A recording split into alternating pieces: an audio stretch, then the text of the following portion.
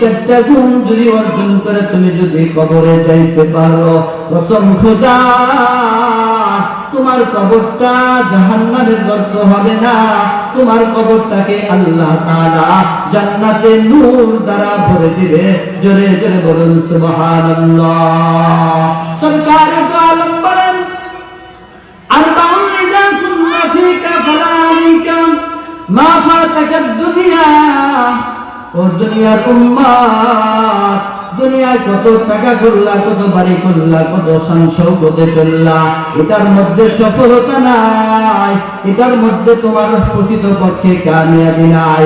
তবে চারটা জিনিস যদি তুমি অর্জন করতে পারো, দুনিয়াতে তোমার কিছু না হলেও সমস্যা নাই, তোমার জামিন হয়ে যাবে আল্লাহ। জোরে বলুন আল্লাহু আকবার, আর জোরে বলুন আল্লাহু আকবার। আমাদের মালিক কে? ভাই না, আমাদের মালিক কে? ও নওজওয়ান, আল্লাহকে হাজির নাজির করে কথাগুলো শুনবেন। যদি মুহাব্বতের নিয়তে, আমলের নিয়তে কথাগুলো শুনতে পারেন, আজকে এই মাহফিল থেকে যাওয়ার আগে আল্লাহ তাআলা আমার আপনার জিন্দেগীর গুনাহগুলো মাফ করে জান্নাতি বান্দা করে আমাদেরকে করে ফেরা দিবেন। রাজি আছেন তো ইনশাআল্লাহ? নারে তাকবীর। আল্লাহ কবুল করে নেন, আমিন।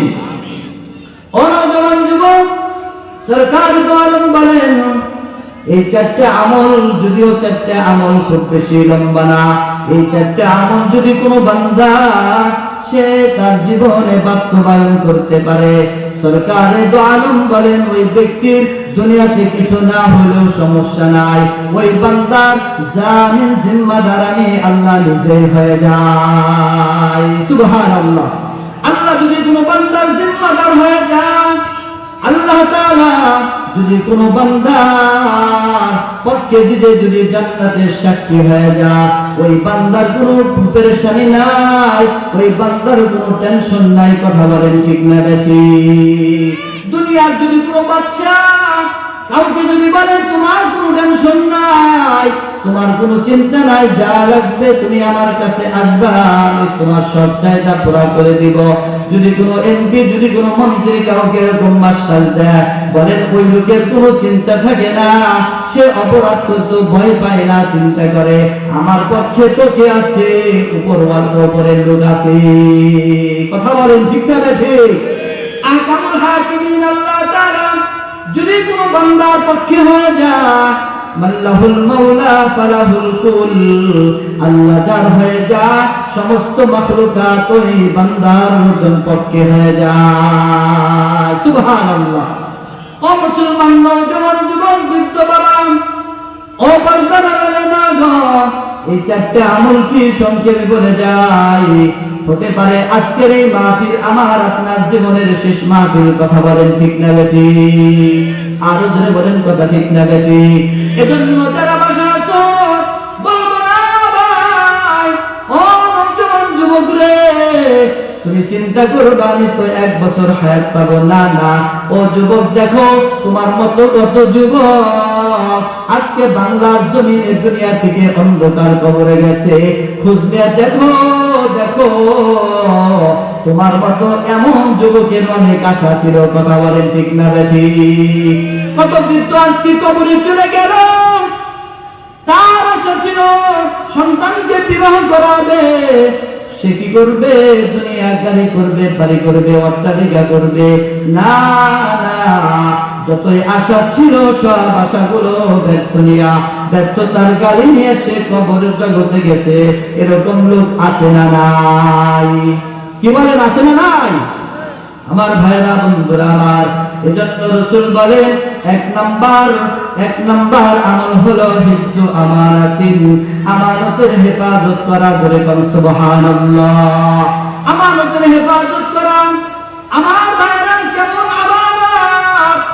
এই বান্দার মধ্যে যদি আমানতের হেফাজতের গুণ পাওয়া যায়, যদি কেউ আমানতের হেফাজত করতে পারে, আল্লাহ তাআলা ওই বান্দাকে জান্নাতে ঢুকায় দিবেন। বলেন সুবহানাল্লাহ। আমার ভাইরা, আমানত কাকে বলা হয়? সময় নাই। সবচেয়ে বড় আমানত হলো মুসলমানদের জন্য ঈমানি আমানত। যদি কোনো বান্দা এই ঈমান নামক আমানতকে সে কি করতে পারে, হেফাজত করতে পারে, তার মানে ওই বান্দা টাকার সামনে তার ঈমানকে বিক্রি করবে না, ওই বান্দা দুনিয়ার স্বার্থের জন্য আমলকে বরবাদ করবে না।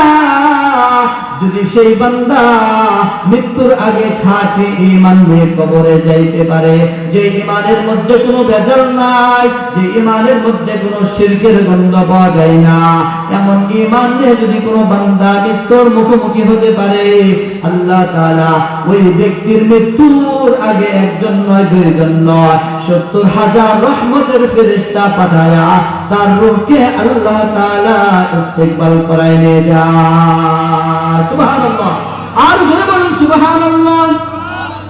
আমার ভাইরা, এজন্য সাহাবায়ে কেরাম রিদওয়ানুল্লাহি তাআলা আলাইহিম আজমাইন এই ঈমান নামক এই দৌলতকে তারা মৃত্যু পর্যন্ত হেফাজত করেছে। কথা বলুন ঠিক না বেঠি? আমার ভাইরা, বন্ধুরা আমার কাছে আমানত বলতে বুঝি, কেউ যদি কারো কাছে কোনো জিনিস রাখে, ওটাকে যথাযথভাবে তার কাছে ফিরে দেওয়ার নাম হলো আমানত। চিল্লা বলুন কথা ঠিক না বেঠি? সাহাবায়ে কেরামের মধ্যে আমানতের গুণ এত বেশি ছিল, সাহাবায়ে কেরাম জীবন দিয়ে দিছে কিন্তু ঈমান দেয় নাই। ঠিক না বেঠি? আর যারা বলুন ঠিক না বেঠি? আমার ভাইরা, বন্ধুরা আমার, খলিফাতুল মুসলিমিন হযরত উমর ইবনুল খাত্তাব, ওমরের বেটা খাত্তাব রাদিয়াল্লাহু তাআলা আনহু অর্ধ জাহানের বাদশা। জোরে কোন সুবহানাল্লাহ। ও মুসলমান নওজওয়ান, তোমার আমার মতো যৌবনকে সে হেলা খেলায় কাটায় দেয় নাই। খলিফাতুল মুসলিমিন অর্ধ জাহানের বাদশা, তিনি রাষ্ট্রীয় কাজ করতেছেন রাতের বেলা কুপি জ্বালাইয়া। জোরে কোন সুবহানাল্লাহ। আর জোরে বলুন সুবহানাল্লাহ। খলিফাতুল মুসলিমিন হযরত ওমর রাদিয়াল্লাহু তাআলা আনহু কুপি জ্বালায়া রাষ্ট্রের কাজ করে, এমন সময় একজন তার দরজায় এসে সালাম দেয়, আসসালামু আলাইকা ইয়া খলিফাতুল মুসলিমিন। হযরত রাসূলের সাহাবী ওমর ইবনুল খাত্তাবের দরজায় এসে একজন সালাম দেয়া বলতেছে, আতাজানুনি আন আদখুলা ফি দারি, আমি কি আপনার ঘরে প্রবেশ করতে পারি কিনা? খলিফাতুল মুসলিমিন তার সালামের জবাব শুনিয়া তাকে তার ঘরে আসার অনুমতি দেওয়ার আগে ঘরের মধ্যে যেই কুপিটা জ্বলতেছিল কুপিটা বন্ধ করে দিল। যখন মেহমান ঘরে ঢুকলো, দেখতে পারে খলিফাতুল মুসলিমিন ওমর, মেহমান আসলে কুপি বন্ধ থাকলে কুপা জ্বালাইতে হয়, এটা সুন্নাত। সুবহানাল্লাহ। আর জোরে বলুন সুবহানাল্লাহ। আমার ভাইরা, মেহমানের দাম কেমন? মেহমান যে যত ছোট হোক না কেন, মেহমান আল্লাহর কাছে অনেক দামি। কি বলেন কি ঠিক না বেঠিক? রাসূল বলেন, মান কানা ইউমিনু বিল্লাহি ওয়াল ইয়াউমিল আখির ফালইউকরিম যায়ফাহু। সরকারি দো আলম বলে, কোন বান্দা যদি আখিরাত এবং কিয়ামত আল্লাহর উপরে ঈমান রাখে, আখিরাতের উপর যদি ঈমান রাখে, আল্লাহ তাআলা ওই বান্দা যেন মেহমানকে সম্মান করে। জোরে বল সুবহানাল্লাহ। আজকে তো মেহমানের কদর নাই, এজন্য আমাদের বাড়ি বরকত নাই। কি বলেন ঠিক না বেঠিক? মেহমান যখন আসে, ও মুসলমান ভাইরা আমার, মেহমান যখন আসে, মেহমান আল্লাহর পক্ষ থেকে বরকত নিয়ে আসে। মেহমান আসলে, মেহমানদারি করলে আল্লাহ তাআলা বিপদ আপদ দূর করে দেয়, কামাই রুজির মধ্যে আল্লাহ তাআলা বারাকাত দিয়ে ভরপুর করে দেয়।